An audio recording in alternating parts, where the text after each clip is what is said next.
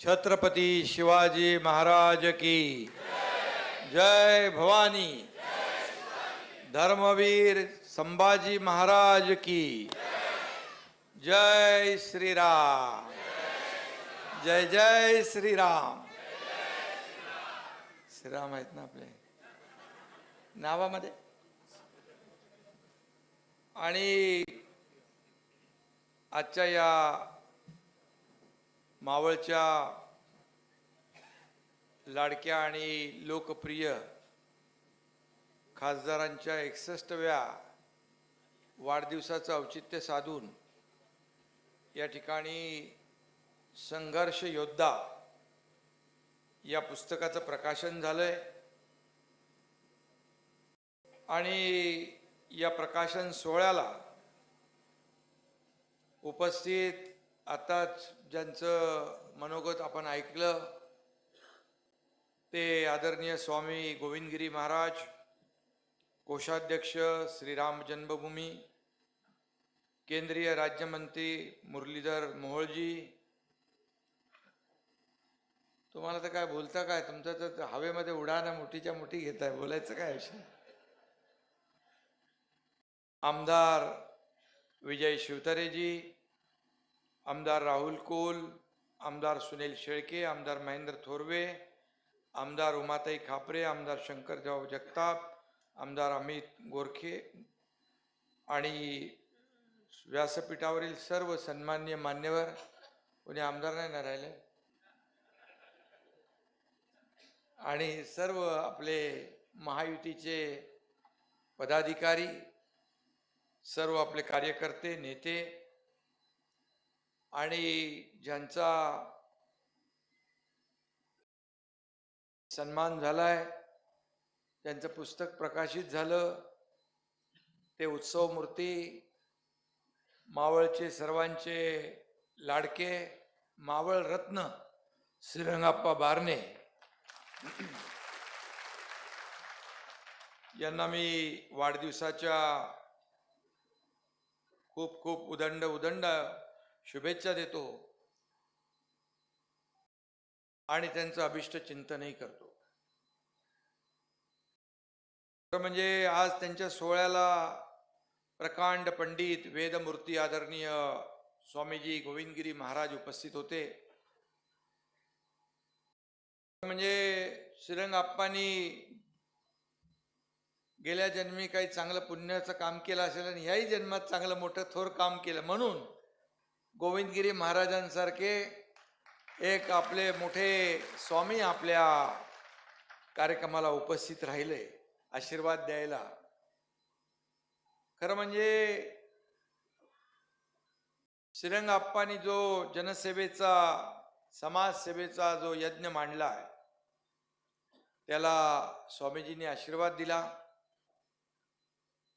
स्वामीजींनी मलाही आशीर्वाद दिला, वेळोवेळी आजही दिलाय, यापूर्वीही दिलाय। खरं म्हणजे तो आपल्या एक जगण्याचा आधार आहे आणि त्यांच्या आशीर्वादामुळे प्रेरणाही मिळते, ऊर्जाही मिळते।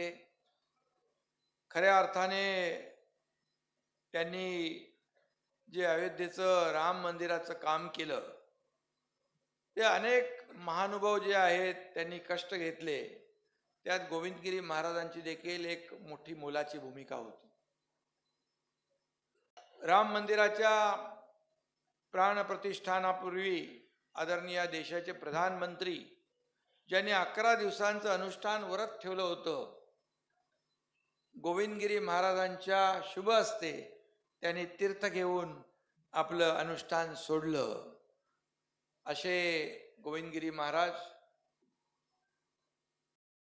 त्यांनाही मी मनापासून धन्यवाद देतो की आप्पा बारणेंच्या या वाढदिवसाला देखील आणि प्रकाशन सोहळ्याला देखील ते आले, त्यांना मनापासून धन्यवाद आणि त्यांचे मनापासून आभार मानतो। कारण खऱ्या अर्थाने हे सर्व आता जपानमध्ये शिवाजी महाराजांचा पुतळा उभारायला जाणार आहे।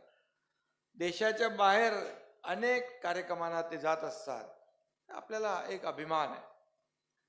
आणि म्हणून राम मंदिरासाठी अनेक कारसेवक, शिवसैनिक, अनेक रामभक्त सगळ्यांनीच त्यावेळेस आपल्या जीवनाची आहुती दिली, संघर्ष केला आणि अनेक वर्षांच्या संघर्षानंतर करोडो लाखो राम भक्तांचं स्वप्न, खरं म्हणजे 500 वर्षापूर्वीपासूनचं हे स्वप्न आणि त्याचबरोबर आपले हिंदू हृदय सम्राट बाळासाहेब ठाकरे यांचंही स्वप्न होतं की अयोध्येत राम मंदिर व्हायला. ते तर एकदा भाषणात म्हणाले, मला एक दिवस पंतप्रधान करा, मी अयोध्येत राम मंदिर बांधेन आणि काश्मीर मधलं 370 कलम हटवेन. पण ही दोन्ही कामं आदरणीय प्रधानमंत्री मोदीजींनी केली आणि त्यांच्या मार्गदर्शनाखाली गृहमंत्र्यांनी 370 कलम कसं हटलं. कोणाला वाटलं नव्हतं की 370 कलम कधी हटू शकतं. काश्मीर हा आपला अविभाज्य आपला भाग आहे, अंग आहे, आपलं खरं म्हणजे मुकुटमणी आहे. आणि मग अशा परिस्थितीमध्ये ज्यांनी बाळासाहेबांचं स्वप्न पूर्ण केलं, ज्या प्रधानमंत्री असतील, गृहमंत्री असतील, त्यांना देखील खऱ्या अर्थाने त्यांचा गौरव, आपण त्यांचे आभार मानले पाहिजे. परंतु काही लोकांना, एकनाथ शिंदेला तुम्ही आरोप करा, प्रत्यारोप करा, शिव्या शाप द्या, पण प्रधानमंत्री महोदय असतील, गृहमंत्री असतील, त्यांना देखील काही लोक सोडत नाहीत. हे दुर्दैव आहे या राज्याचे, देशाचं. आणि म्हणून मी एवढंच सांगेन, अयोध्येतलं राम मंदिर हे साधंसुधं नाही, ते देखील एक संघर्ष मंदिर आहे. आणि श्रीरंगाप्पांची कारकीर्द देखील तशीच संघर्षाची आहे. एक नगरसेवक, मग स्थायी समिती सभापती, मग ते खासदार झाले डायरेक्ट. आणि मला म्हणाले की 42 दिवस, मगाशी त्यांनी सांगितलं 42 दिवसाचा संघर्ष स्थायी समितीसाठी, आणि एका मताने त्यांनी स्थायी समिती पद पटकावलं. मला आठवण आली की ठाण्याचं महापौर पद असंच अटीतटीचं असायचं, संघर्षाचं असायचं, काठावरची लढाई असायची.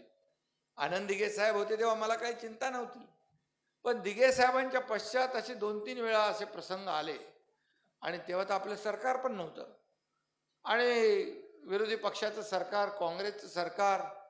आणि मग मला ते माणसं, आपले नगरसेवक ठेवण्यासाठी महाराष्ट्रात ठेवू शकत नाही. मग गुजरात, कच्छ, कुठं कुठं मला एका महापौर पदाच्या वेळेस एक आपली ताई, साधी गरीब ताईला बनवलं होतं, मिस्टर काय इंदुलकर नाव होतं त्यांचं. पूर्ण देशाचं भ्रमण केलं मी 40 दिवस. तुम्हाला 42 लागले, मला 40 दिवस लागले, पण महापौर झाला शिवसेनेचा, महापौर आपल्या युतीचा झाला. आणि त्यामुळे संघर्षातून आपण या ठिकाणी पुढे आलेला आहात. खरं म्हणजे एक ग्रासरूटचा कार्यकर्ता जेव्हा नगरसेवक ते खासदार होतो, त्याला प्रश्नांची जाण असते, समस्यांची जाण असते, लोकभावनेची कदर असते, लोकांशी त्यांचा सातत्याने संपर्क असतो. कारण शेवटी आपण फील्डमध्ये काम करणारे लोक आहोत, आपण जमिनीवरचे कार्यकर्ते आहोत, आपण दरबारी राजकारण करणारे नाही, किंवा घरात बसून देखील राजकारण राज्य चालवता येत नाही. राजकारण तर सोडा, परंतु आप्पा तुम्हाला बघितलं मी, म्हणजे तुमची मैत्री तर श्रीकांत बरोबर होती पहिली सुरुवात. श्रीकांत देखील तुमच्याबद्दल खूप आदर व्यक्त करतो. तो आज येणार होता इकडे, तर मला म्हणाले तुम्ही जाताय. बोल मला तर जायला पाहिजे बाबा, कारण शेवटी माझा एक सहकारी आहे. आणि त्यांनी यापूर्वी देखील 4 पुस्तकं लिहिलीत. लढवय्या, अनुभवलेली संसद, माझा वैभवशाली मावळ, आणि आता संघर्ष योद्धा हा 5वा आहे पुस्तक. मला माहित नव्हतं तुम्ही लेखक पण आहेत म्हणून. आणि तुमची चिकाटी पण पाहिली मी.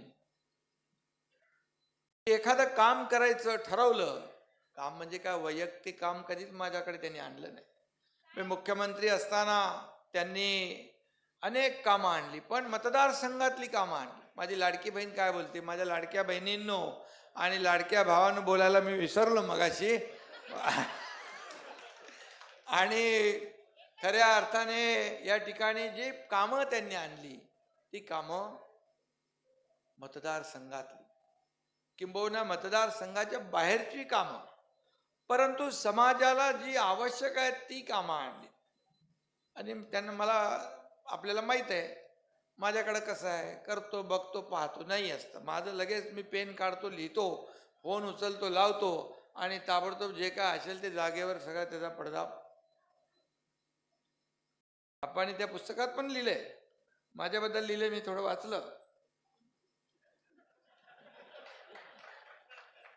म्हणजे कार्यकर्त्यांना बळ देणारा आणि किती काम केलं तरी न चिडणारा. चिडून काय करू मी, काय कसं दाखवू लोकांना, आणि राग कसा व्यक्त करू. कारण शेवटी काय आपण म्हणतो की जया अंगी मोठेपण, त्याला यातना कठीण असतातच. आणि म्हणून कार्यकर्त्यांना जपणं, कार्यकर्त्यांना वाढवणं, त्यांना बळ देणं हे खऱ्या अर्थाने प्रत्येक नेत्याचं काम असतं. शेवटी हेच कार्यकर्ते आपल्याला ही मानाची पदं मिळवून देतात. कोणी खासदार होतो, कोणी आमदार होतो, कोणी मंत्री होतो, कोणी मुख्यमंत्री होतो, कोणी केंद्रीय मंत्री होतो. हेच कार्यकर्ते आपल्याला इथं बसवतात. आता आपण इकडे सगळे स्टेजवर एवढे सगळे बसलो, हे व्यासपीठ आपलं मानाचं आहे, मोठं हे वैभव आहे आपलं. पण जर एवढी गर्दी समोर नसती तर आपल्या या व्यासपीठाला शोभा नसती. आणि म्हणून मी कार्यकर्ता धर्मवीर आनंदगे साहेबांपासून मी त्यांच्या सोबत काम केलं, बाळासाहेबांसोबत काम केलं. आणि कार्यकर्ता जपणं, कार्यकर्ता वाढवणं, त्याला बळ देणं, त्याची एवढीच अपेक्षा असते. तो आपल्यासाठी खूप काम करतो.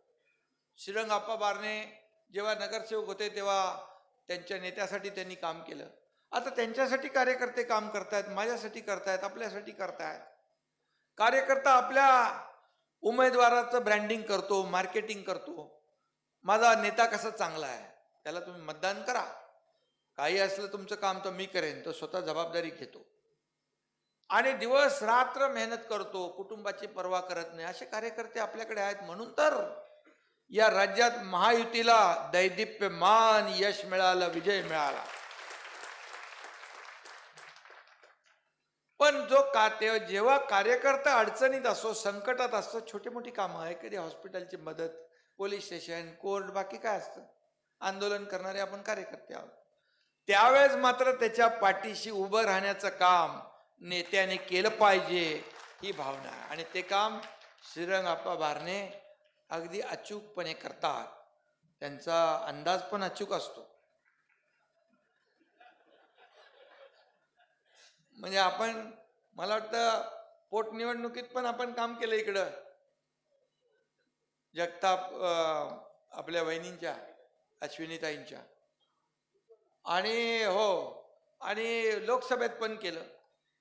लोकसभेमध्ये आपण बरोबर अंदाज ठेवला होता. बोले काय चिंता करू नका, बोले बघा ओव्हर कॉन्फिडन्स मध्ये जाऊ नका. मी कधी, म्हणजे काही लोक ओव्हर कॉन्फिडन्स मध्ये गेले ते पडलेत, माझ्या शिवसेनेचे पडले. मी सांगत असतो, कारण मलाही अंदाज होता. मी किती वर्षापासून या निवडणुका मी लढतोय ते सोडा, पण मी कितीतरी लोकांना निवडून आणतोय, हे मला अनुभव माझा जो आहे तो दांडगा आहे. पण आप्पाचा जो विश्वास आहे तो बोले नाही. आणि बरोबर सगळीकडे फेक नॅरेटिव्ह होतं, सगळीकडे परिस्थिती कशी होती आपण पाहिली. आपल्याला कमी जागा मिळाल्या लोकसभेला आणि फेक नॅरेटिव्ह पसरवलं. संविधान बचाव, संविधान बदलणार, अमकं जाणार, आरक्षण जाणार, हे जाणार, ते जाणार, फार सगळीकडे माहोल बनवून टाकला. पण आपणचा विश्वास होता आणि जो अंदाज होता तो 100% खरा ठरला आणि त्याला आपण सगळ्यांनी त्यांच्या मागे उभे राहिलात आणि त्यांना विजयी केलं. खरं म्हणजे आपले 7 आमदार आले, खासदार आले, भाजपचे पण 9 आले, थोडे 3-4 खासदार अजून आमचे पडले, थोडी त्यावेळेस थोडीशी गडबड होऊ शकते, मागे पुढे होतात सगळ्या गोष्टी, अंदाज चुकतात, परंतु आप्पांनी खऱ्या अर्थाने त्यांचं जर नगरसेवक ते महासंसद रत्न आप्पांचा जीवनपट पाहिल्यानंतर खऱ्या अर्थाने संघर्ष योद्धा म्हणून त्यांना दिलेली उपाधी ही अगदी बरोबर आहे आणि त्यांना साजेशी आहे. आणि त्यांच्या कारकिर्दीचा आढावा घेणाऱ्या पुस्तकाला संघर्ष योद्धा हे नाव अत्यंत समर्पक आहे असं देखील या ठिकाणी मी सांगू इच्छितो. एक साधा नगरसेवक ते या दिल्लीच्या तख्तापर्यंत, या शिखरापर्यंत कसा पोचला, हा प्रवास या पुस्तकात आहे. समाजसेवेच्या क्षेत्रात येणाऱ्या पिढ्यांसाठी हे पुस्तक मार्गदर्शक गाईड ठरेल असं देखील मी या ठिकाणी सांगू इच्छितो. म्हणजे या पुस्तकामध्ये बघितलं की अनेक नेते आहेत, म्हणजे राजकारणाच्या पलीकडे जाऊन माणसं नाती जपू शकतात हे या पुस्तकातून आणि आप्पांच्या वागणुकीतून दिसतं. याच्यामध्ये नेते आहेत, अभिनेते आहेत, कलाकार आहेत, साहित्यिक आहेत, गोविंदगिरी महाराजांसारखे संत महंत आहेत, अनेक लोक आहेत. अनेक लोकांच्या त्यांचा सहवास श्रीरंग आप्पांना मिळाला. खऱ्या अर्थाने हे त्यांचं भाग्य आहे. आणि मोदीजींनी पण त्यांच्याबद्दल या ठिकाणी त्यांचं खऱ्या अर्थाने कामाची पोचपावती दिली. अध्यक्ष लोकसभा असतील, इतरही सर्व मान्यवर आहेत, गडकरी साहेब आहेत, आपले मुख्यमंत्री आताचे देवेंद्रजी आहेत, मी तर आहेच आहे, मी मागे आहे असं.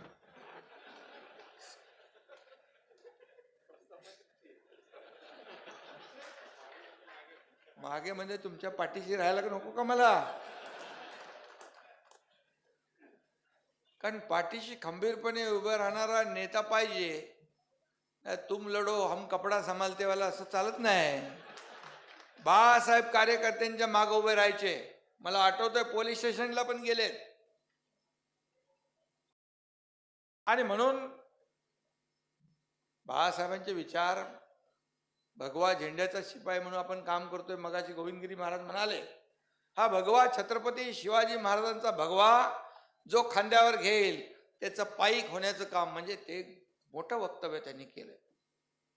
कारण शेवटी दिल्लीच्याही तख्तावर, म्हणजे आपण दिल्लीच्याही तख्त राखतो महाराष्ट्र माझा आपण म्हणतो ना, आणि दिल्लीचं तख्त राखणारा, दिल्लीच्या तख्तावर शिवरायांचा भगवा झेंडा फडकवणारा महादजी शिंदे, महापराक्रमी आपण त्या दिवशी होतो. महादजी शिंदे राष्ट्र गौरव पुरस्कार तुमच्या या साध्या एकनाथ शिंदेला मिळाला.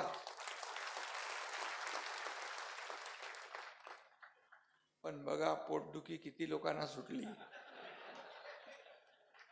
पोटदुखी काय थांबत नाही. 2.5 वर्षापासून पोटदुखी, 2.5 का 5 वर्ष झाली.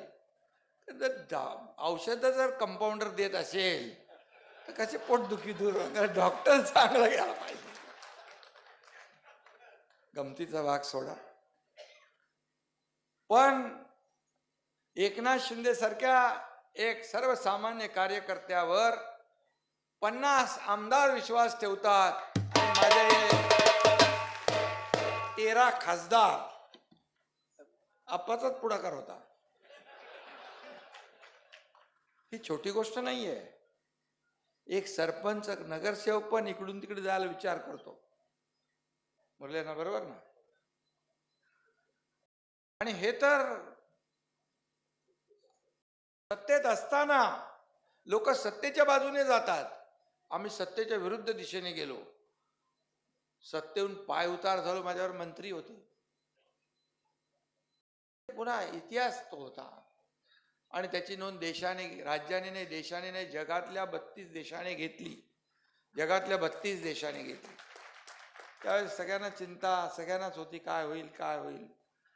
परंतु शेवटी आज आप्पांचा वाढदिवस आहे आणि त्यांचा कार्यक्रम आहे, त्यामुळे मी जुन्या ह्याच्यात जात नाही. पण एकच सांगतो, हा एकनाथ शिंदे साधा कार्यकर्ता होता, पण तो बाळासाहेबांचा कडवट शिवसैनिक होता.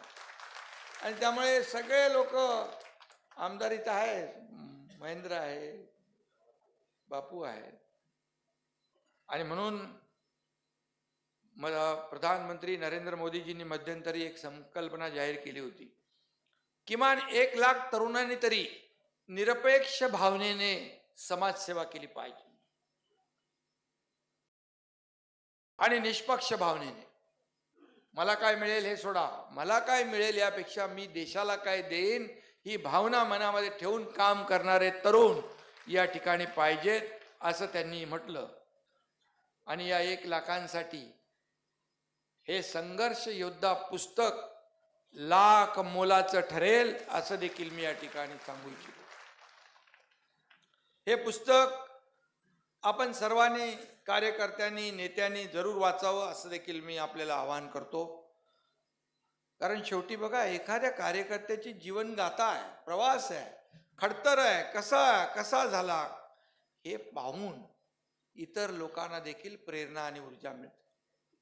आणि म्हणून एवढंच सांगतो, चलता रहूंगा पथ पर, चलता रहूंगा पथ पर, चलने में माहिर बन जाऊंगा, या तो मंजिल मिल जाएगी या अच्छा मुसाफिर बन जाऊंगा.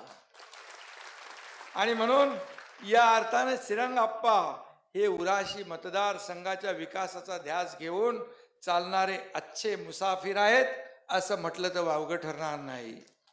शेवटी लोकांना काय पाहिजे, सर्वसामान्य माझ्या मतदाराला काय पाहिजे, हे बघणारा हा खासदार, हे पाहणारा हा लोकप्रतिनिधी, असे लोकप्रतिनिधी, आदर्श खासदार, त्यांना किती पुरस्कार मिळाले.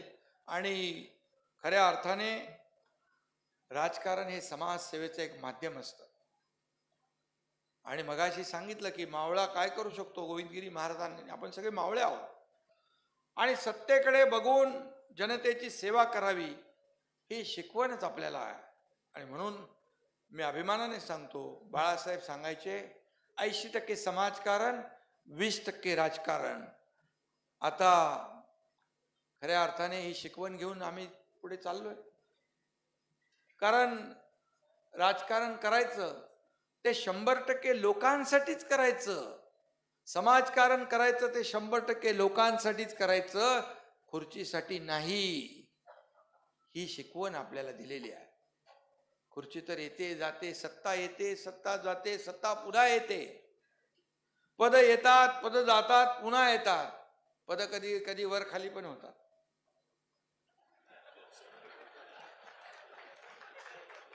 मी मुख्यमंत्री असताना मी स्वतःला कधी चीफ मिनिस्टर नाही समजलं. मी म्हणालो सीएम म्हणजे कॉमन मॅन. आणि आता त्यावेळेस देवेंद्रजी उपमुख्यमंत्री होते, आता देवेंद्रजी मुख्यमंत्री आहेत, मी डीसीएम आहे. आता मी म्हणतो डीसीएम म्हणजे डेडिकेटेड टू कॉमन मॅन. शेवटी सर्वसामान्य माणसाची नाळ तुटता कामा नये आपली. पद येतात जाता, माझ्या लाडक्या बहिणी बसल्यात, मला आनंद आहे की या करोडो लाडक्या बहिणींचा लाडका भाऊ ही ओळख माझ्यासाठी सर्व पदांपेक्षा वरती आहे, मोठी आहे. आणि म्हणून तुम्हाला सुरू केलेल्या योजना कधीच बंद होणार नाहीत, काळजी करू नका. आणि म्हणून या ठिकाणी मला अभिमान वाटतो की शिवसेनेत आज ही शिकवण बाणवलेले आपले हजारो शिवसैनिक आहेत. श्रीरंग आप्पा देखील त्यापैकी एक आघाडीचे शिलेदार आहेत. आणि म्हणून त्यांनी मावळ प्रांतात शिवसेनेचा भगवा असा काही फडकता ठेवलाय. शिवसेनेचा हा गड भल्या भल्यांना भेदता आला नाही, असं त्यांचं कर्तृत्व आहे. त्यांना निवडणुकीत आसमान दाखवण्याची भाषा करणारे आता गप गुमान जमिनीवर आले. आप्पाच्या कार्यकर्तृत्वामुळे. आणि म्हणून आप्पांना 8 वेळा संसद रत्न, 1 वेळा संसद महारत्न आणि 1 वेळा संसद विशेष रत्न किती पुरस्कार आहेत तुमच्याकडे? विधानसभेत पण आम्हाला सुरू करायला पाहिजे अशी. या पुरस्काराने त्यांना सन्मानित केलं. हे आपल्यासाठी सगळ्यांसाठी, तुमच्या मतदारसंघासाठी तर जिल्ह्यासाठी आहे, पण महाराष्ट्रासाठी अभिमानास्पद आहे, सन्मानाचं आहे, गौरवास्पद आहे. संसदेतली त्यांची उपस्थिती, त्यांनी मांडलेले प्रश्न, त्यांची विधेयक, निधीचा विनियोग, या सर्व कामामध्ये आप्पा सदैव आपला नंबर पहिला राहिला आणि म्हणूनच ते सगळे पुरस्कार मिळाले आपल्याला. म्हणून तुम्ही या सर्व रत्नांचा कोण असतो? रत्नांच्या वर कोण? महारत्न. हा पुरस्कार तुम्हाला मिळाला, या बाबतीमध्ये तुमचं मी मनापासून अभिनंदन करतो. आणि संसदीय राजकारणामध्ये आप्पाचा हात धरणारा कोणी नाही. मतदारसंघातल्या राजकारणावर देखील त्यांची सॉलिड पकड आहे. वाघाची पकड असते तशी त्यांची या मतदारसंघावर देखील पकड आहे. म्हणून तर 3 वेळा ते निवडून आले, 3दा खासदार झाले, हॅट्रिक झाली. हे सर्व तुमच्या आशीर्वादामुळे, जनता जनार्दनाच्या आशीर्वादामुळे. भल्या भल्यानी त्यांचा टेम्पो पंक्चर करायचा प्रयत्न केला, पण तुम्ही युनियनचे पण अध्यक्ष आहे का? युनियन ती जय महाराष्ट्र कारखानदारांची. पण तुम्हाला सगळं माहित आहे कसं कुणाला कुठली आसमान दाखवायचं आणि कुणाला कुठे जमिनीवर ठेवायचं. त्यामुळे खऱ्या कार्यकर्त्याला कुणी किती काही म्हटलं तरी आसमान दाखवता येणार नाही, कारण हा खरा कार्यकर्ता आहे, मेहनती आहे, कष्टाळू आहे. कारण जनता ज्याच्या मागे आहे त्याला कुणाची काही भीती नाही. आता बघा, मी यावेळेस मला वाटतं किती वेळा, 5व्या काय किती 5वा का 6वा 5व्या वेळा निवडून आलो आणि दर वेळेला लीड वाढत गेला. आता सगळ्यांना वाटलं अरे विधानसभा काय गडबड आहे. आमच्या नरेश म्हस्केच्या बद्दल तर सगळे बोलत होते, अरे तुझे काही निवडून येणार नाही. पण मला विश्वास होता ठाणेकरांवर, नरेश म्हस्के 100% सगळ्यांनी बीट लावली निवडून येणार नाही. पण मला माहित होतं नरेश म्हस्के तर आला, पण मला देखील जो लीड मिळाला तो आतापर्यंतच्या सगळ्या निवडणुकांमध्ये जास्तीचा मिळाला. 1.25 लाखाचा लीड मिळाला 5व्याने. शेवटी आपली अटॅचमेंट, जिव्हाळा, लोकांशी संपर्क महत्वाचा असतो. आणि म्हणून आपल्याकडे जेव्हा पद असतं, आपल्याकडे जेव्हा सत्ता असते, त्या सत्तेचा वापर सर्वसामान्य माणसाच्या आयुष्यामध्ये चांगले दिवस आणण्यासाठीच केला पाहिजे. बघा, आप्पा काय, तुम्ही काय, मी काय, आपण काय सोन्याचा चमचा घेऊन जन्माला नाही आलो, परंतु सर्वसामान्य माणसाच्या जीवनामध्ये सोन्यासारखे दिवस आणायला मात्र आपण आलोय. हे महत्वाचं आहे. आणि म्हणून मी नेहमी म्हणतो, मला काय मिळालं यापेक्षा सर्वसामान्य माणसाच्या जीवनामध्ये काय मिळालं.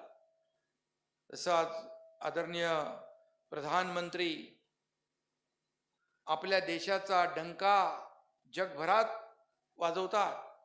देशाचं नाव जगात रोशन करण्याचं काम ते करतात. नाही तर पहिला कोण प्रधानमंत्री कुठं गेले, कधी आले, काय कळायचंच नाही. आता परवा तिकडे अमेरिकेत ट्रम्पला भेटले, राष्ट्राध्यक्ष ट्रम्प. त्यांनी एक पुस्तक दिलं आणि त्या पुस्तकात लिहिले, मोदीजी आप महान हो. कोणी लिखलंय? अमेरिकेचे राष्ट्राध्यक्ष. अरे बा, आपल्याला त्याचा गौरव असला पाहिजे की नाही, अभिमान असला पाहिजे की नाही. एवढं मनाचा मोठेपणा लागतो हो लोकांचा. आता ते जाऊ द्या, मी आज काय बोलत नाही.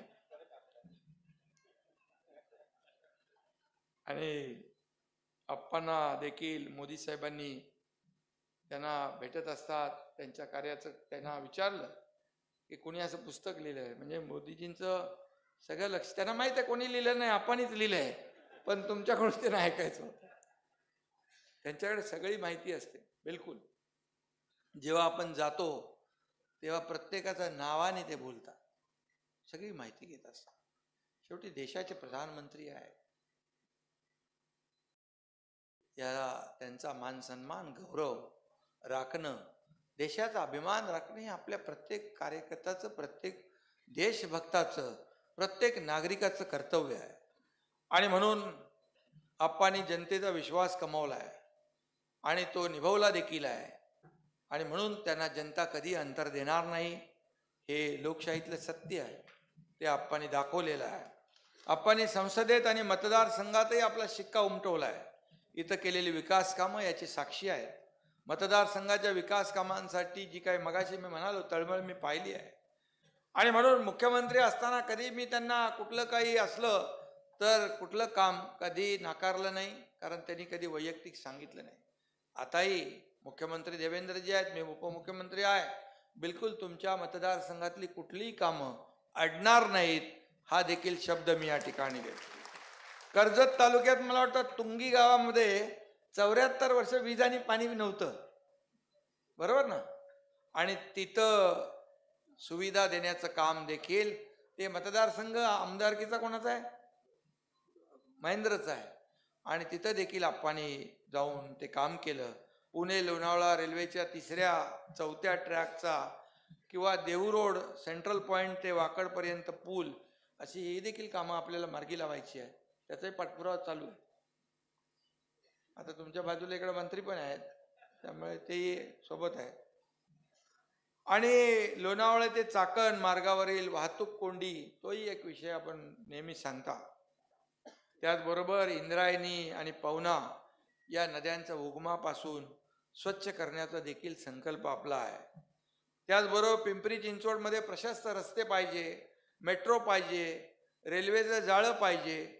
आता विमानाचं जाळं तर तुम्ही कधी उडानमधून करताय ना, विमानवाले इकडे आहेत, आपण जमिनीवरचे लोक आहोत आणि ते वाटून घेऊ काम आपण. आणि म्हणून तुमच्या हातून आणखी खूप मोठी कामं व्हायची बाकी आहे. ये तो बस अभी शुरुआत है, ये तो ट्रेलर है, पिक्चर अभी बाकी है. मला अभिमान आहे की शिवसेनेच्या भात्यात श्रीरंग बाण आहे आणि हा श्रीरंग बाण आहे आणि श्रीरंगाचं सुदर्शन चक्रही आहे, याचा देखील मला अभिमान आहे. आता 61 नंतर तुम्ही मगाशी म्हणाले तुम्ही ज्येष्ठ झाले असं म्हणाले, वाटतात का ज्येष्ठ? मी वाटतो का ज्येष्ठ? अरे बाबा, मोदी साहेबांनी सांगितलं 75 वर्षाचं, आणि त्यामुळे अजून ही आप्पांची नवी इनिंग सुरू झाली आहे. पॅड बांधून आता उतरलेत नवी इनिंग खेळायला. आणि त्यांच्याकडे बघून, त्यांच्या कामाकडे बघून नवी पिढी देखील उदयाला येईल, प्रेरणा घेईल, ऊर्जा घेईल. आणि म्हणून आप्पांना मी दीर्घ आणि निरोगी आयुष्याच्या खूप खूप शुभेच्छा देतो. कारण या मावळ प्रांताला त्यांच्या इतका धडाडीचा, अभ्यासू आणि जनसामान्यांसाठी धडपडणारा नेता अजून पुढे देखील पाहिजे, बरीच वर्ष पाहिजे. आणि म्हणून तुम्हाला या सर्वांच्या शुभेच्छा, आशीर्वाद आहेत. आणि म्हणून तुम्हाला मी खूप खूप शुभेच्छा देतो. आप जिओ हजारों साल, साल के दिन हो 50,000. आणि म्हणून आपल्याला खूप खूप शुभेच्छा. आपल्या ठणठणीत आरोग्यासाठी, आपल्या सुदृढ आरोग्यासाठी आणि आपल्या पुढच्या वाटचालीसाठी मी मनापासून आपल्याला खूप खूप शुभेच्छा देतो आणि आपलं अभिष्ट चिंतन करतो.